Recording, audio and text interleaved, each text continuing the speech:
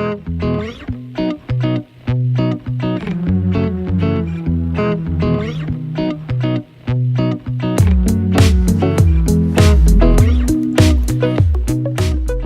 is Away Series 2, a podcast for anyone interested in a fresh approach to 12-step recovery. I'm your host, Steph Roberts.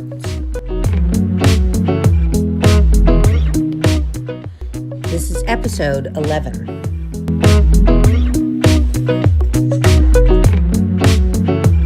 Hello!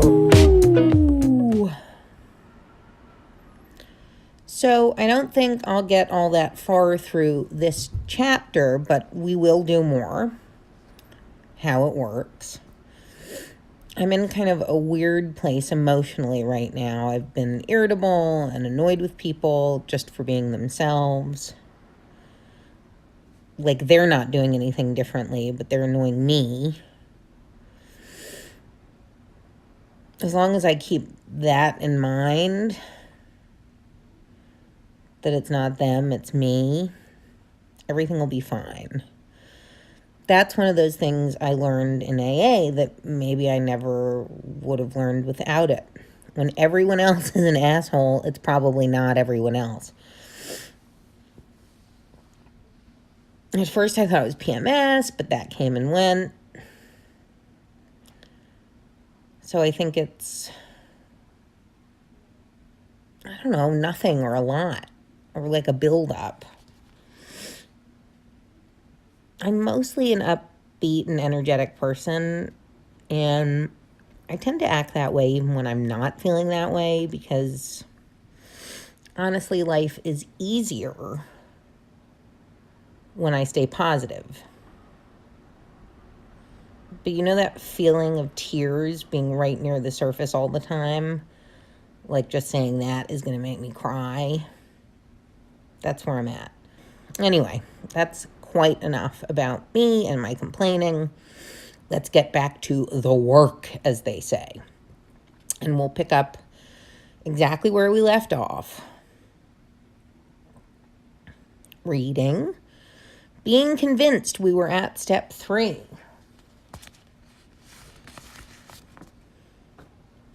Which is that we decided to turn our will and our life over to God as we understood Him. Just what do we mean by that, and just what do we do? The first requirement is that we be convinced that any life run on self-will can hardly be a success. On that basis, we are almost always in collision with something or somebody, even though our motives are good. Most people try to live by self-propulsion. Each person is like an actor who wants to run the whole show. All right, let's reframe this first. Let's say instead, having done and feeling satisfied with our work on steps 1 and 2, we arrive at step 3. The first and most important aspect of this step is that we be convinced that a mostly happy, sober life cannot be achieved without help. And if we are convinced that we cannot do it alone, and we believe that the people who have solved the same problem we wish to solve are the best ones to help us, then we accept that our best course of action is taking their suggestions. We accept help.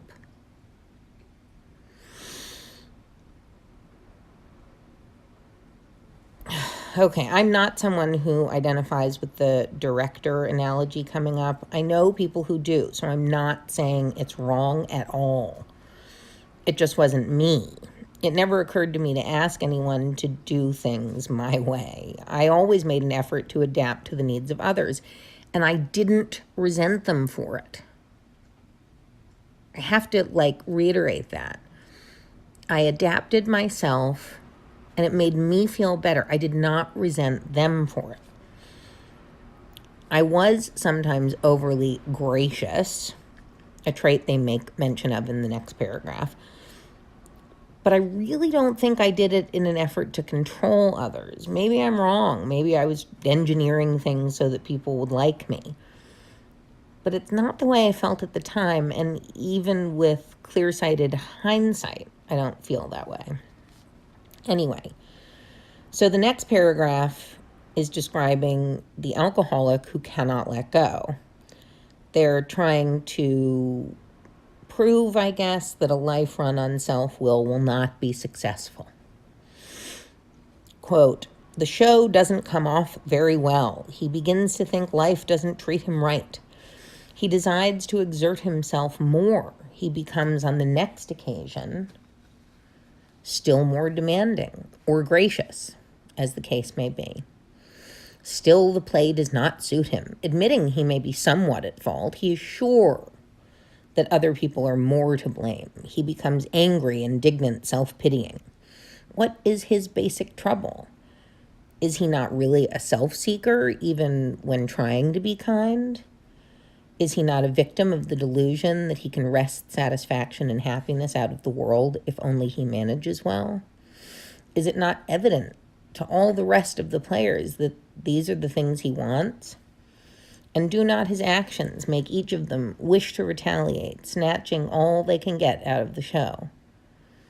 Is he not, even at his best moments, a producer of confusion rather than harmony?" I mean, so what I just said before, no, I don't feel, honestly, like I was doing any of that. If I was people-pleasing, I wasn't really overly zealous about it.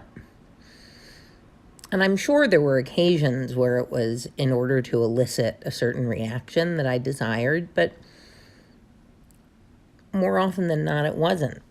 I will say that I was often a producer of confusion rather than harmony when I was drinking, because I made promises I couldn't and didn't keep, right? My life felt like chaos, and so that had an effect on other people, but just this language makes it seem so much more, I don't know, selfish than it was. And I kind of want to scream at the page, no, no, no, no, no. And not to say that this isn't true for some people. Of course it is. Many people read this and immediately say, yep, that's me. But that's not what I'm concerned about. I'm concerned about, I guess it's twofold, that if you don't identify this, you'll run for the hills, or if you don't identify, you'll try to fit yourself into it anyway. I did that the first time I got sober. The first 4 years, I tried to be someone completely different. And I thought I had to fit into a mold, and I thought I had to identify with everything in the book. So I looked for character traits and defects in myself that weren't really there. And I tried to sort of mold what was there to fit the pages of the book. And it didn't work, right? And I actually didn't stay sober. And that's not the only reason I didn't stay sober. But I think it contributes because I lost myself in among all this. I lost my true self. And it actually didn't help the thing I needed to work most on, which was feeling some value to the world, feeling some self-worth, feeling some self-confidence.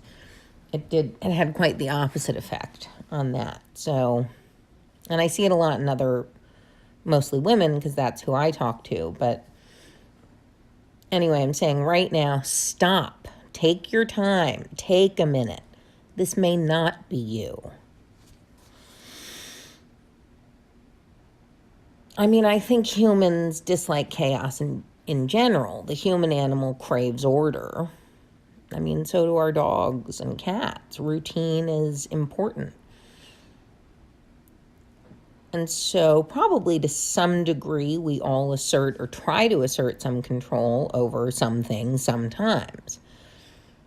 But I think for the most part, that's healthy, right?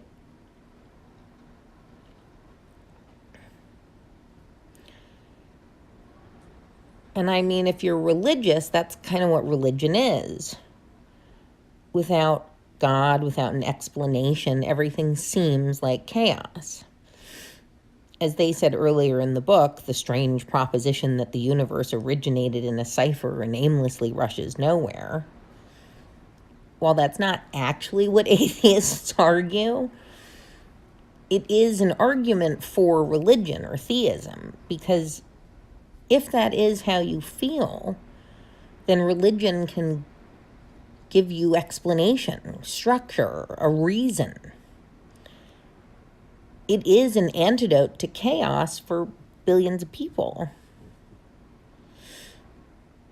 But leaving that out of the equation, if we are controlling,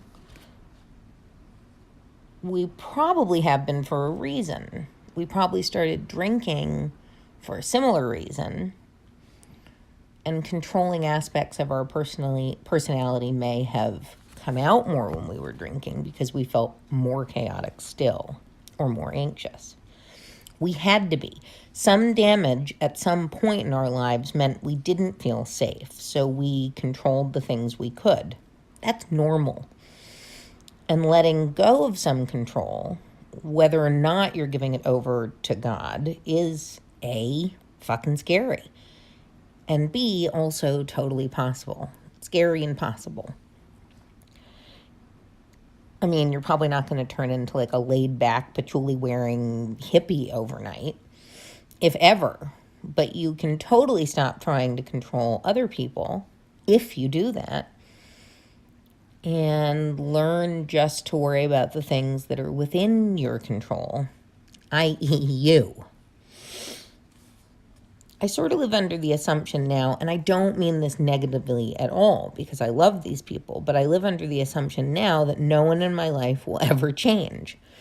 So in order to lead a peaceful life, or at least a not too chaotic one, I'm the one who has to adjust if I want that relationship. If I can't, maybe that relationship isn't right for me. I've actually been pleasantly surprised other people do change, but not always when I want them to, and not always in ways I think they should.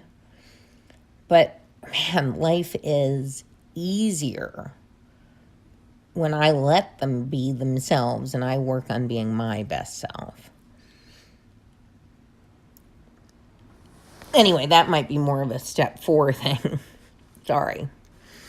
At this point in the book, what they're really trying to say, I think, is that step 3 is just about letting go.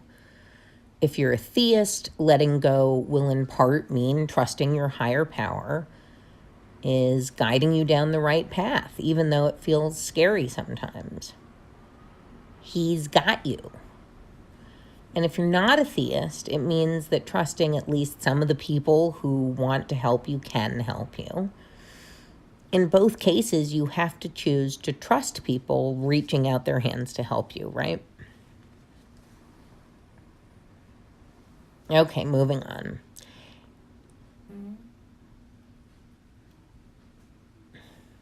Our actor is self-centered, egocentric. Are not most of us concerned with ourselves, our resentments, our self-pity? Selfishness, self-centeredness, that we think is the root of our troubles, driven by 100 forms of fear, self-delusion, self-seeking, and self-pity. So our trouble, we think, is of our own making. An extreme example of self-will run riot. Many of us had moral and philosophical convictions galore, but we could not live up to them even though we would have liked to. Okay, so I think that for all animals, self-protection is intuitive, even us. And if you think about it that way, I mean, our quote-unquote selfishness has perhaps been born of necessity of self-protection.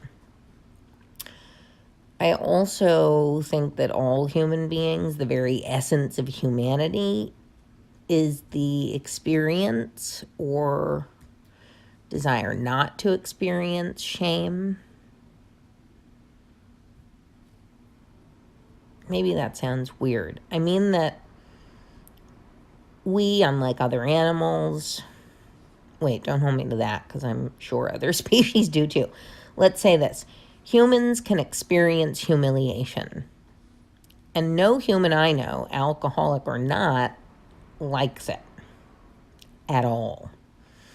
Some can handle it better than others. Perhaps it's true that alcoholics handle it poorly, perhaps worse than other quote unquote normal people. Or, bear with me, perhaps any human who already struggles with his or her sense of worth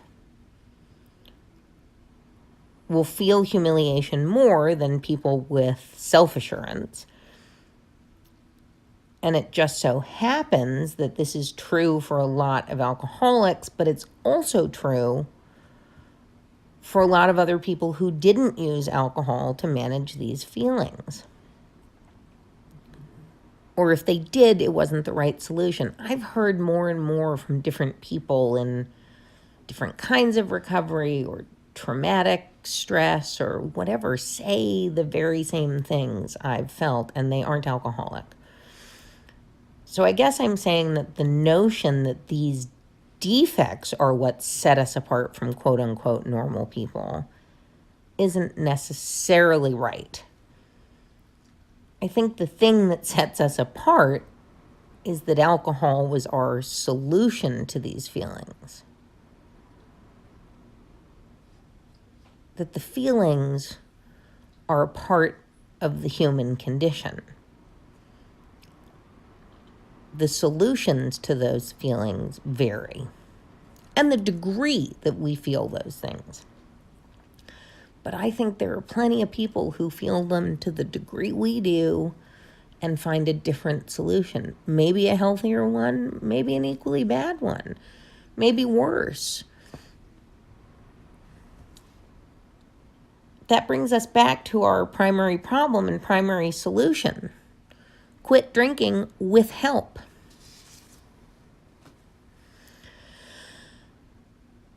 I think it's important to look at all this differently because the language here is harsh, and if you're committed to reading this, but you're a gentler, more sensitive soul, I don't want you to scream.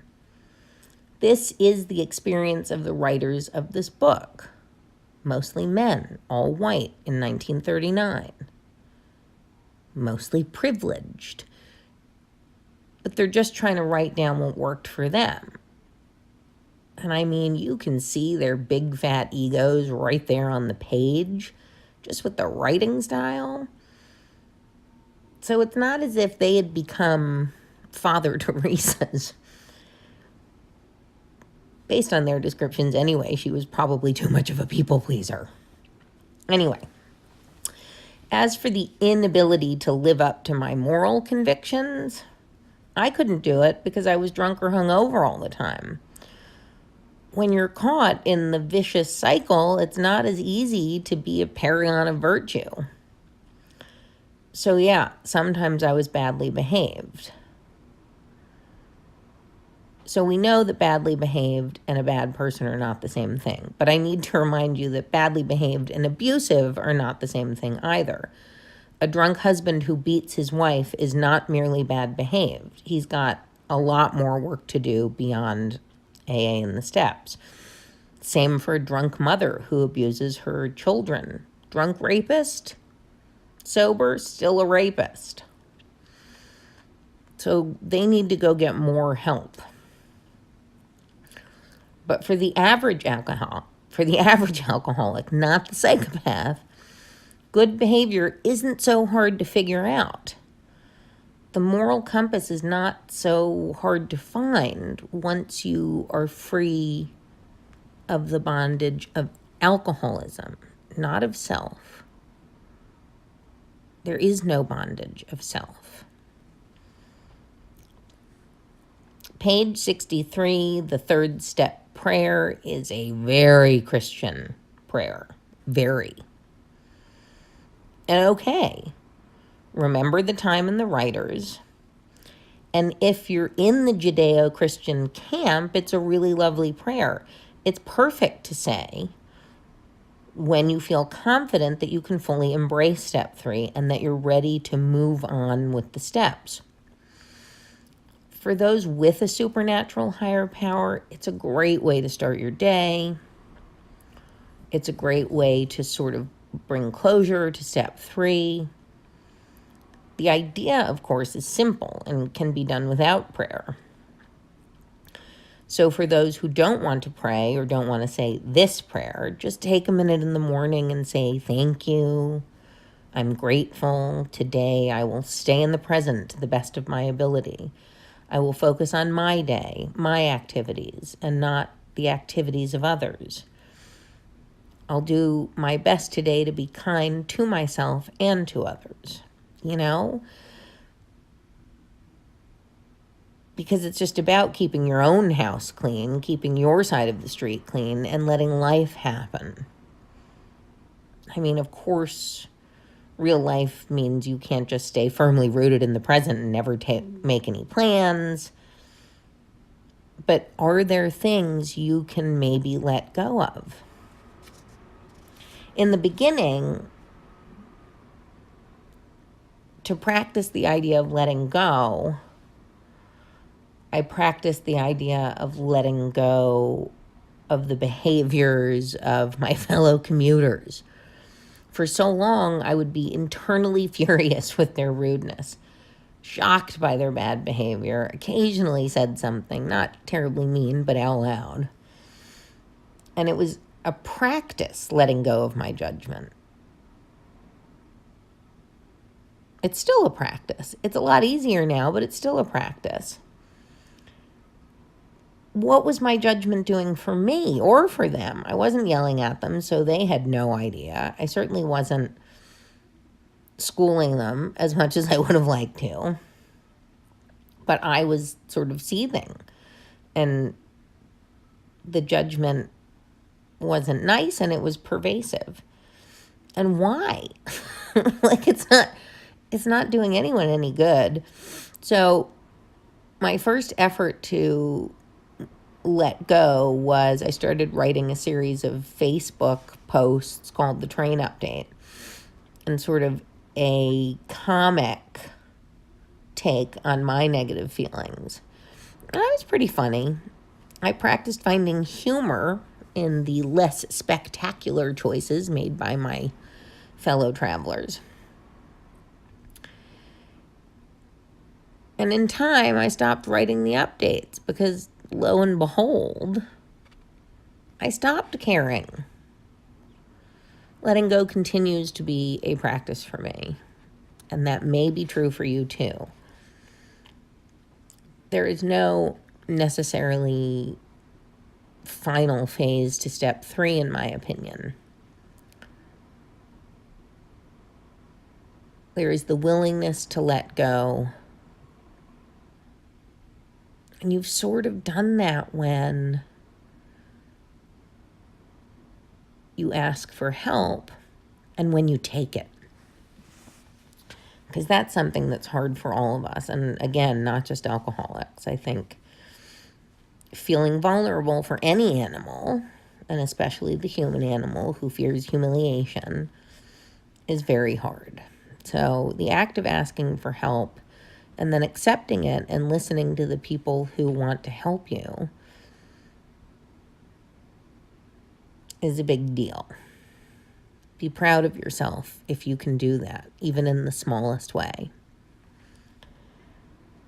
As always, I hope this helped, even just a little bit. And remember, no matter what, there is a way.